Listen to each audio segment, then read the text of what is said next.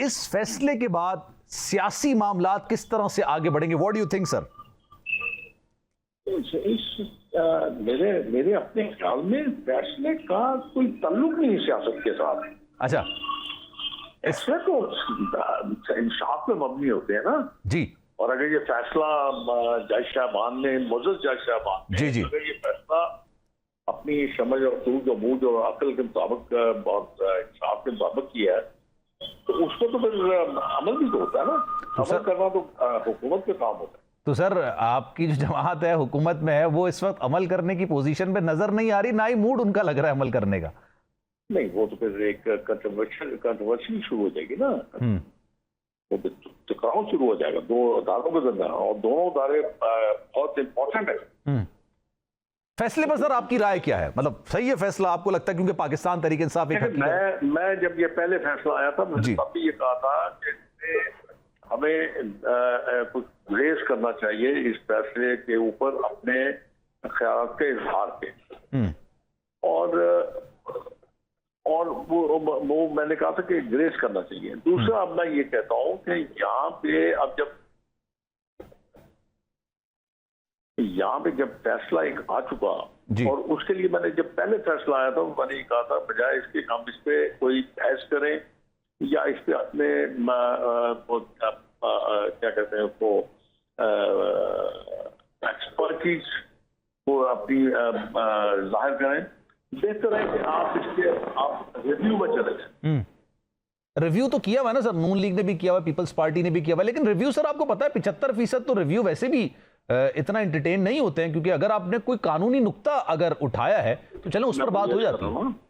जी, मैं वही अर्ज कर रहा ना कि अगर तो आपके पास कानूनी जवाब मौजूद है, अगर लॉजिक्स मौजूद है, अगर आपके पास कोई ऐसा कंक्रीट किस्म का कोई कानून मौजूद है, कोई उस पर आप रवैये में जाते हैं, तो आपको उस रवैयन में अगर मुअज़्ज़ज़ जज साहबान उस पहले फैसले को सस्पेंड कर देते हैं, देन तो आपकी पोजीशन ठीक हो जाती है, वाज़ेह हो जाती है कि आप अपनी मर्जी के मुताबिक काम कर सकते हैं। ठीक है, लेकिन अगर आप रिव्यू में जाते हैं और आपको वहां से ये जवाब नहीं मिलता, तो फिर आपके पास कोई और रास्ता नहीं रह जाता बजाय इसके कि आप उसका इतलाक करें।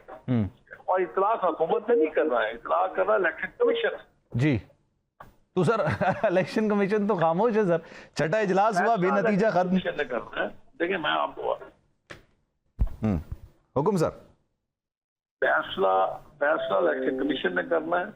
इलेक्शन कमीशन को ये सोचना है और समझना है, इस फैसले को देख के सामने रख के उसको ये भी सोचना है कि कल अगर ये फैसले पे अमल नहीं करते और कोई भी अफेक्टेड पार्टी सुप्रीम कोर्ट में चली जाती है दरखास्त लेके, तो वो जो होगा कंटेम्प्ट ऑफ कोर्ट वो गवर्नमेंट पे नहीं लगेगा, हुकूमत पे नहीं लगेगा, वो इलेक्शन कमीशन पे लगेगा, क्योंकि डायरेक्टली इलेक्शन कमीशन जो है उसमें पार्टी है, हुकूमत उसमें पार्टी नहीं है। अब मैंने सुना है कि कुछ लोग जो इलेक्ट हुए थे या इलेक्ट नहीं हुए थे, जो सिलेक्ट हुए थे रिजर्व सीट्स पे, उन्होंने भी अपने अपने तौर पे ये इसको कंटेस्ट करना शुरू कर दिए। मेरा अपना ख्याल है कि ये एक ऐसा केस है जिसको आप सामने रख के आने वाले वक्त में फैसला करेंगे। मुझे समझ नहीं आ रही, मैं समझ नहीं पा रहा, अगर सुप्रीम कोर्ट ऑफ पाकिस्तान ये फैसला करती है कि ठीक है जो रिजर्व सीट्स हैं वो आप उनको वापस कर दें, आप उनको दे दें, पीटीआई को दे दें, तो उससे क्या होगा? पीटीआई की मेजोरिटी थोड़ी हो जाएगी, गवर्नमेंट को क्या फर्क पड़ेगा? गवर्नमेंट के खिलाफ को नो कॉन्फिडेंस वोट थोड़ी आ जाएगा। ये शेख साहब आप वैसे बड़े सीनियर सियासतदान हैं और बड़े दूरंदेश सियासतदान हैं, जीरक सियासतदान है अगर ये ज्यादा बेहतर कहा जाए। सर 2/3 अक्सरियत नहीं मिल पाएगी जो अभी 26वीं आईनी तरमीम के लिए चाहिए हुकूमत को, नून लीग को खास तौर पे। वो तो अब भी नहीं है ना, वो 2/3 मेजोरिटी तो अब भी नहीं है। जी, अब भी नहीं है। अगर मौलाना साहब